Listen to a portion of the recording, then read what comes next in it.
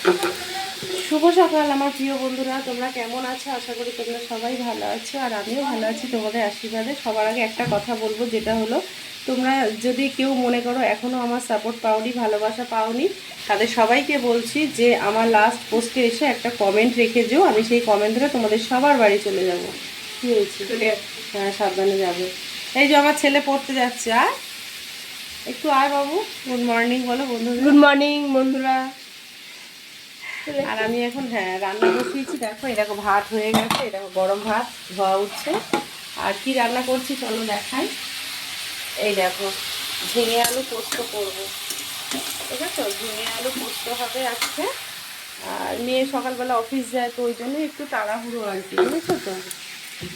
তো চলো ভিডিওটা দেখতে থাকো।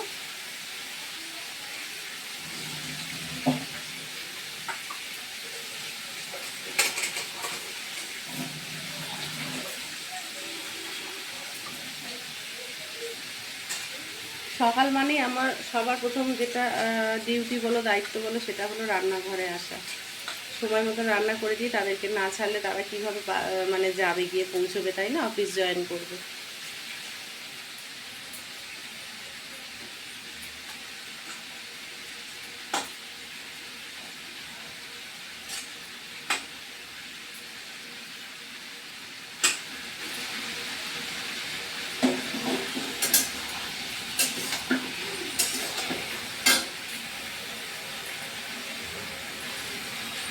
মিক্সি করাও হয়ে গেছে মশলা। ওই দেখো পোস্ত আর কাঁচা লঙ্কা, দেখো তো বন্ধুরা ডাস্ট হয়েছে ভালোভাবে। এই দেখো বাবা, লঙ্কা কি ঝাঁজ, কাঁচা লঙ্কার ঝাঁজ। তো এই আপাতত এই পোস্তটাই করবো, তারপরে বেলায় আবার দেখা যাক কী করা যায়। তো তোমরা কিন্তু অবশ্যই আমার পাশে আছো জানি, তবুও বলছি তোমরা পাশে থাকলে, আমাকে বেশি বেশি করে ভালোবাসা দিলে আমি এর থেকেও আরও ভালো ভালো ভিডিও করা প্রেরণা, উৎসাহ সব কিছু তোমাদের দিক থেকেই কিন্তু আমি পেয়ে থাকি বা পাবো ভবিষ্যতে। তার জন্য আমার পাশে তোমরা থেকো, সুন্দর সুন্দর ভিডিও দেখতে গেলে দেখার জন্য। আর অবশ্যই আমার তরফ থেকেও তোমরা ভালোবাসা পাবে, কিন্তু তার জন্য তো শুধু লাইক করে চলে গেলে ভিডিওতে হবে না বন্ধুরা। একটা করে কমেন্ট রেখে এসো। তোমাদের প্রত্যেককে বলছি, যারা মনে করছো দিদিভাই সাপোর্ট পাইনি বা পাই না, তাদেরকে বলবো রাগ অভিমান ভুল না বুঝে লাস্ট পোস্টে একটা কমেন্ট রেখে এসো। অবশ্যই আমি কমেন্ট হলে প্রত্যেকের পরিবারে চলে যাব, ঠিক আছে? তো এই দেখো রান্না বসিয়েছি, ওদিকে আবার মিছরির জল ভিজিয়েছি। তোমাদের দাদাভাইকে দিয়ে আসি চলো।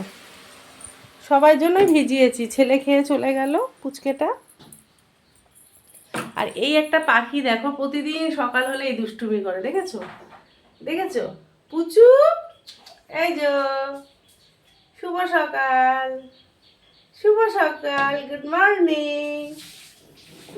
দেখেছো, ও প্রত্যেক দিন সকাল হলে আমাদের বাড়িতে আসবে। এই যে আসলো সেই ভোর মানে 4:45 থেকে, ও আমি উঠেছি দেখে ও এরকম করছে।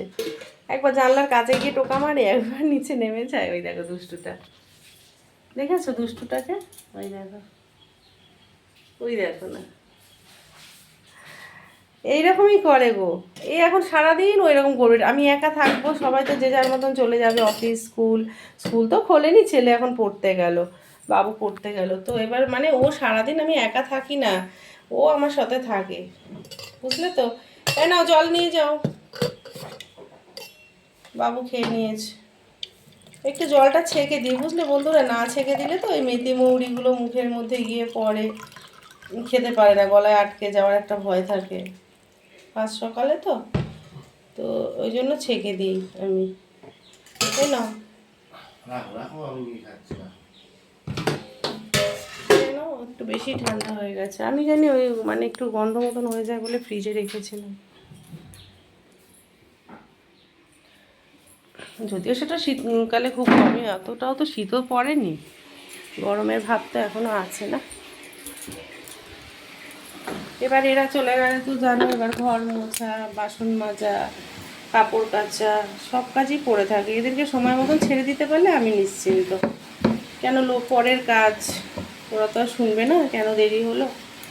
ওই জন্য আমি চেষ্টা করি যে আমার মেয়েকে একটু তাড়াতাড়ি, আমার মেয়ে বলো, তোমাদের দাদা ভাই বলো, একটু তাড়াতাড়ি ছেড়ে দেওয়ার চেষ্টা করি। এবার সারাদিন আমি ঘরে থাকবো, কাজ তো হবেই, তাই না বলো? কাজের তো শেষ নেই, যতদিন বাঁচবো কাজ তো। কী নেবে? ওই তো ওই আলুটা ঢেলে রাখলে ফাঁকা হয়ে যাবে। কি করবে, কিছু নেবে? ওখানে একটা প্লাস্টিক পড়েছিল তো নাকি?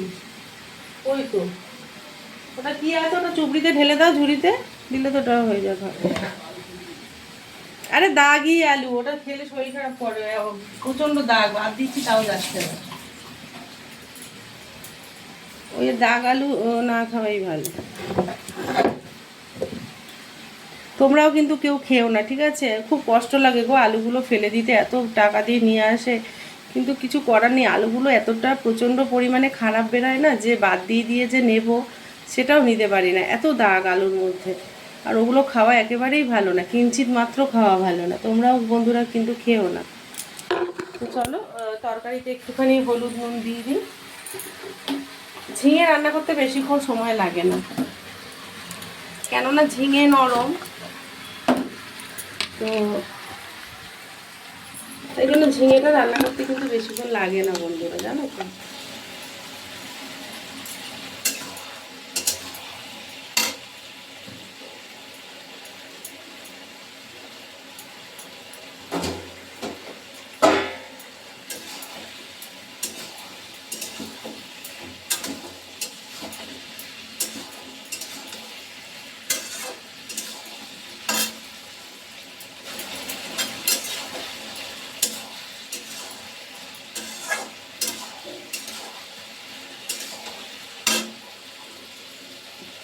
মানে সকাল হলে যে একটু আস্তে ধীরে ভালোভাবে মন দিয়ে রান্না করবো হয় না, ছোটাছুটি হুটো পাটা লাগিয়ে আছে, বুঝতেই পারছি, বুঝেছো? চলো নুনটা মনে হয় টেবিলে আছে, নুনটা নিয়ে আসি। জলটা ঢাকা রয়েছে। আমাদের ঘরে আবার এমনি আলু পোস্ত থেকে তোমার দাদা ভাই বলো বা আমার ছেলে মেয়ে বলো, ঝিঙে পোস্তটা খুব বেশি ভালোবাসে, ওরা খুব ভালোবাসে। আর ঝিঙে তো যেন পেট ঠান্ডা হয়, ঝিঙে খাওয়াও ভালো শরীরের পক্ষে।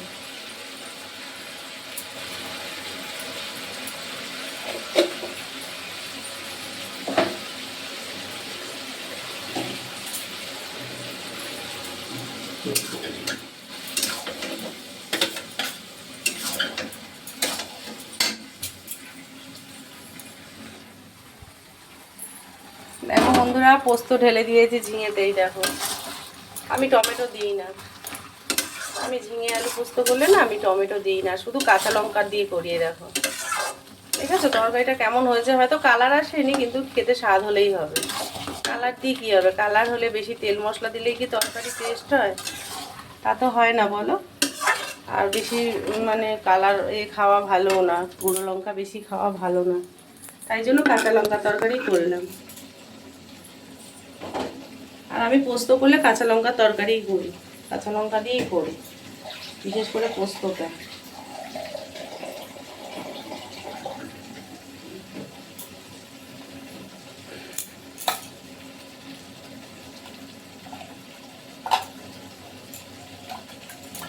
একটু ধৈর্য ধরে মানে রান্নাটা করলে সময় দিই না, টেস্ট হয় ভালোই, এত উল্টো পাল্টা করে না গো।